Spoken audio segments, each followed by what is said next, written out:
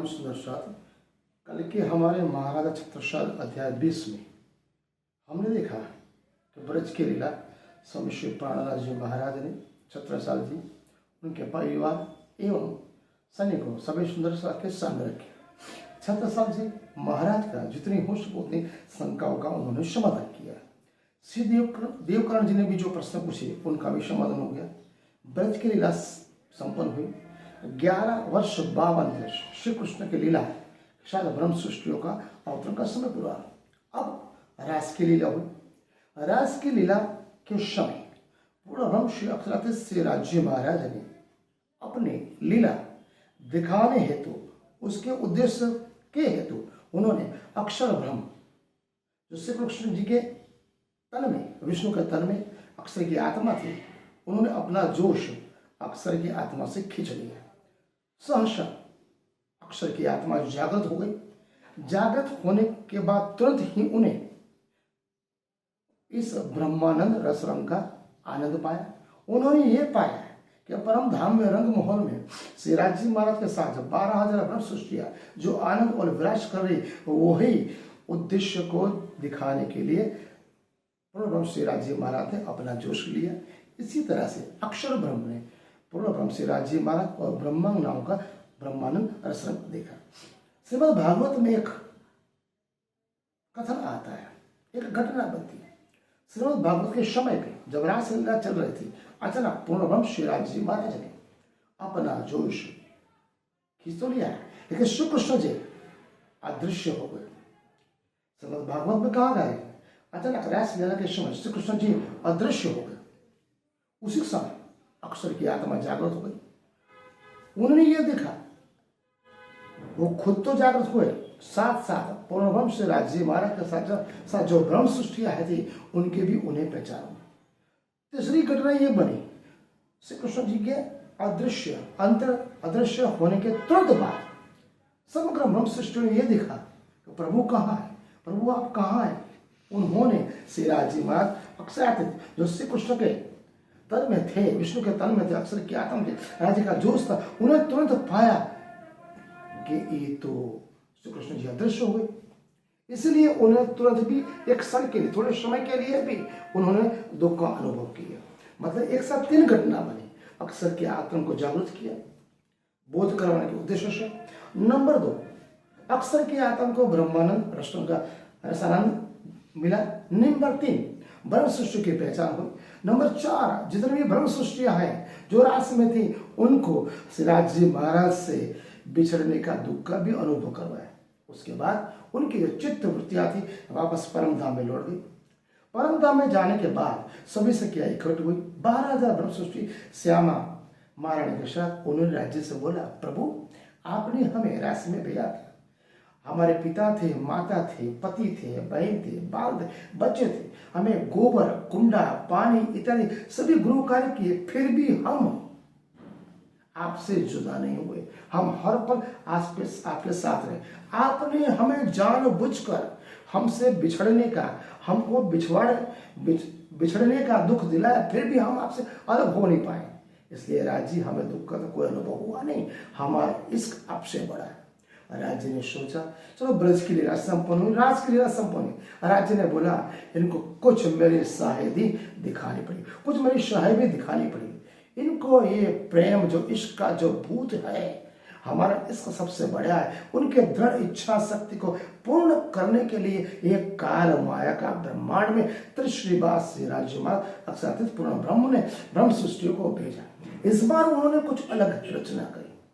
काल माया के ब्रह्मांड 28वां कलयुग में राज्य महाराज ने इस बार क्या किया अलग अलग देश में अलग अलग राज्य में अलग अलग शहर में अलग अलग प्रांत में अलग अलग जातियों में अलग अलग धर्मों में किसी को स्त्री किसी को पुरुष इन सभी प्रकार से अलग अलग ब्रह्म सृष्टियों का चित्त को उन्होंने मनुष्य के ऊपर अवतरित किया।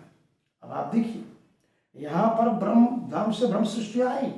उनका तन तो वहीं बैठा, उनके चित्तवृत्तियां कोई स्त्री बना कोई पुरुष बना। लेकिन यहाँ जब ये काल माया के ब्रह्मांड में आई उस संपूर्ण तरीके से पूर्ण ब्रह्म परमात्मा श्री राज्य महाराज को बोल गई अभी भूलते ऐसे गई, यहाँ के पानी आग पत्थर देवी देवता को पूजने लगे।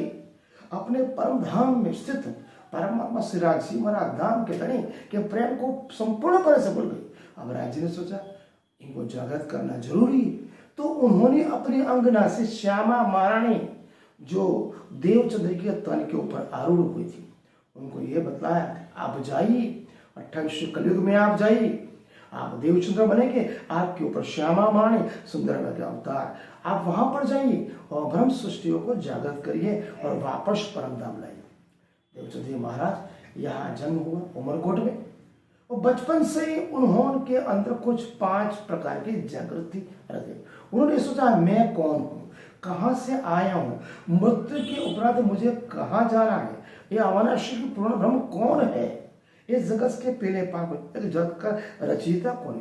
ये कुछ प्रश्नों के उतार चढ़ाव जीवन पर्यंत रहे। बहुत कष्ट उन्होंने बैठे, कितने गुरु किए, कितने धर्म धारण किए, तत्पश्चात हिंदू मुस्लिम सिख ईसाई सभी धर्म गुरु के पास है, सभी का ज्ञान गया, फिर भी उनका शंका का समाधान नहीं हुआ। जब उनकी उम्र 40 वर्ष की होने आई उस समय उन्होंने 14 वर्ष तक निष्ठाबंध श्रीमद् भागवत सुना। उसके उपरांत अत्यंत कठिन कसौटी को पार करने के बाद पूर्ण ब्रह्म परमात्मा श्री राज्य श्री कृष्ण जी ने उन्हें साक्षात्कार हुआ।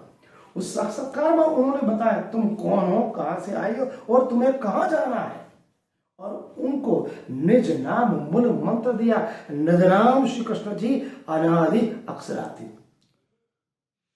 और उन्हें यह आदेश दिया कि परम धाम से 12,000 ब्रह्म सृष्टियां अलग अलग प्रांत में, अलग अलग देश में, अलग अलग जातियों में विभाजित है।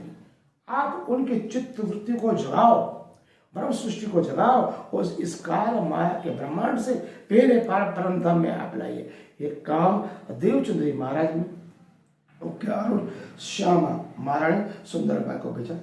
अब स्वामी श्री प्राणनाथ जी महाराज ने छत्रसाल जी को बोला परम धाम की 4 ब्रह्म सृष्टियां में है। श्यामा महारानी जो सुंदरबाई का अवतार जो देवचंद्र जी के तन के ऊपर बैठी, महाराज ठाकुर में मेरे अंदर इंद्रावती की सखी, आप छत्रसाल जी हो, आपके ऊपर शाकुंडल सखी अवतार है, और चौथी औरंगजेब जिसके ऊपर सुकुमार है। ये चारों ब्रह्म सृष्टियां सरदार की है, चारों को अलग अलग कार्य के लिए ये 28वें कलयुग में भेजा गया। मैंने सुकुमार औरंगजेब की वासनाओं को झंझोर करके देखा, उसको हर तरफ से समझाने का प्रयत्न किया।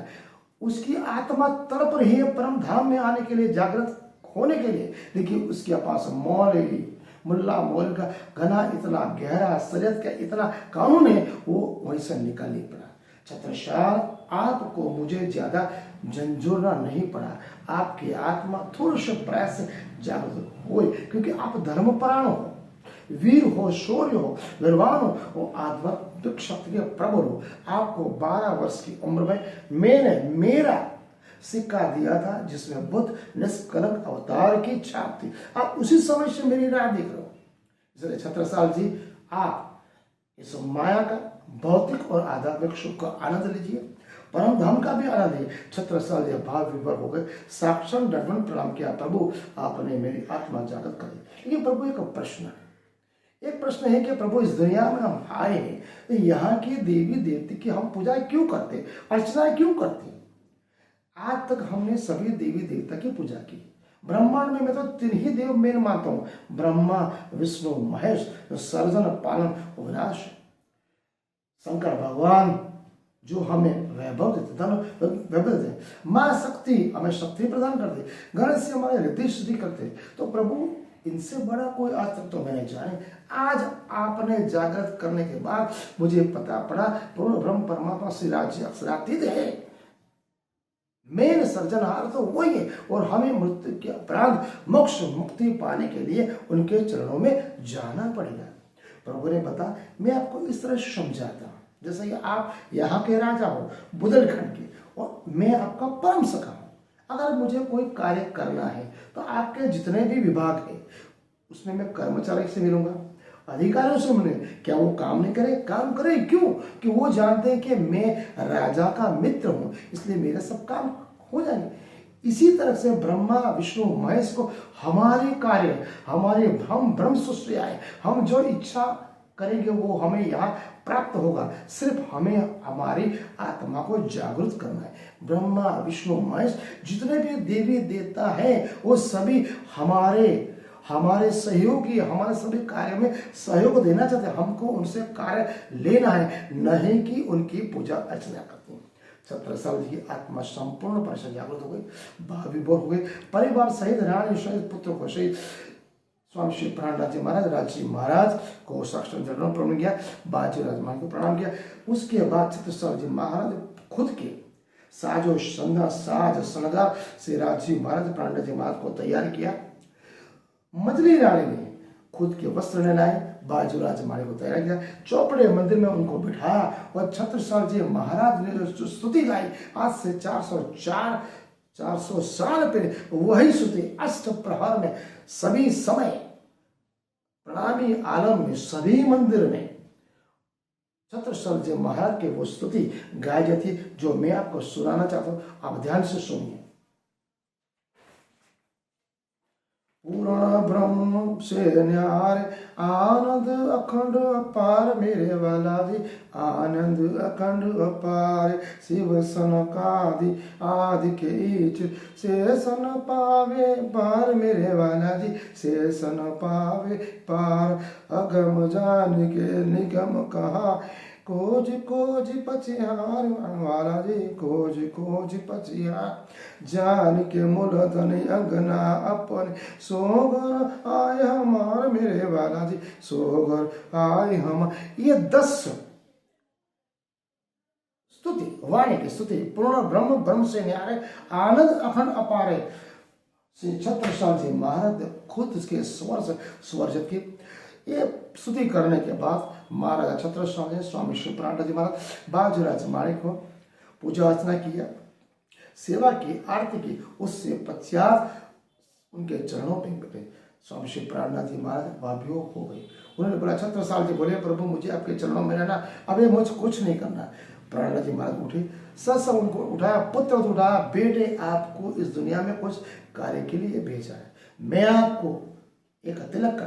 प्राणनाथ जी महाराज ने कुमकुम का तिलक किया, पग पड़वाई, छत्रसाल महाराज के पगड़ी बंधवाई, वो हाथ में तलवार दिया, बोले मैं आपका राज तिलक करता हूँ, आज से तुम बुंदेलखंड के राजा हो, चक्रवर्ती सम्राट हो। छत्रसाल जी बोले, प्रभु मेरे माता, मेरे पिता के पिता माँ कोई भी राजा नहीं थे, उस छोटी सी जागीर के जागीरदार थे। एक राजा का पुत्र ही राजा बनता, मैं कैसे राजा बन सकूं। स्वामी श्री प्राणनाथ जी महाराज ने बोला, मैं पूर्ण ब्रह्म परमात्मा राज्य मैंने आपको राज तिलक किया है, इसलिए आप राजा हो। सिंह जैसे जंगल राजा, इसे आप राजा, स्वघोषित राजा हो। लेकिन आपको एक कार्य करना है, जब तक ये ब्रह्मांड रहेगा तब तक आज चक्रवर्ती सम्राट रहोगे, युग प्रवर्तक रहोगे, धर्म प्रेम नरवीर हिंद कैसे राजा कहलाओगे। आपको एक कार्य करना है। मुगल सल्तनत में हिंदू होने का एक ही गुना है, जो औरंगजेब हमारे पास से जिजिया वगैरह लेता है, जो कर लेता है, वो कर को आपको नाबूद करना है। नंबर 2, जहां भी मंदिर तोड़ते उसके आप पहुंचे, आपके जहां तक पहुंच सके हिंदू होने के लिए जो कर देना पड़े उस कर को नाबूद करो, मुगल सल्तनत को नेस नाबूद करो, तभी तुम्हारे लोहा समुद्र हिंदुस्तान मानेगा। फिर भी छत्रसाल जी महाराज राजा हुए, राज्य महाराज के, फिर भी चंदेरी, दतिया और ओरछा एवं एक साधु ने भी छत्रसाल जी महाराज का विरोध किया था। आप ये समझ सकते हो। पूर्ण ब्रह्म परमात्मा श्री राज्य महाराज ने हाथों तिलक होने के बावजूद भी कुछ राजा रजवाड़ों ने छत्रसाल जी महाराज को राजा होने से इनकार किया। इसके पश्चात छत्रसाल जी महाराज ने अपना लोहा माना। उसके बाद छत्रसाल जी महाराज ने अपने पगड़ी प्राणनाथ जी महाराज के चरणों में दी। उसके बाद उन्होंने जो वाणी बोली वो वाणी में आपको सुनाना चाहता हूं छत्रसाल जी मुख से। यही टिका यही पावड़ो यही निछावर आए, श्री प्राणनाथ के चरण पर 76 बलि बढ़ जाए। पहले दाता हम भय गुरु को दिन हो शिष्य, पीछे दाता गुरु भय सब कुछ दियो क्यों बख्शे। कई दिनों तक हवेली में शासन चलता रहा। उस समय सभी प्रजा खुश हुई। उसके पश्चात स्वामी श्री प्राणनाथ जी महाराज ने वहां से 2 किलोमीटर दूर बंगला जी दरबार का निर्माण करवाया। सभी सुंदर साथ एक साथ बीड़ा उठा लिया। उसके आसपास से 18 किलोमीटर का जो है हराड़कोश, सभी सुंदर सा 5.5 सुंदर साथ अपना भवन बनाया। बंगला मंदिर में जाने के बाद छत्रसाल जी महाराज का दोबारा राज तिलक का उत्सव मनाया गया। वो हम कल के अध्याय में करेंगे। आज के लिए प्रणाम।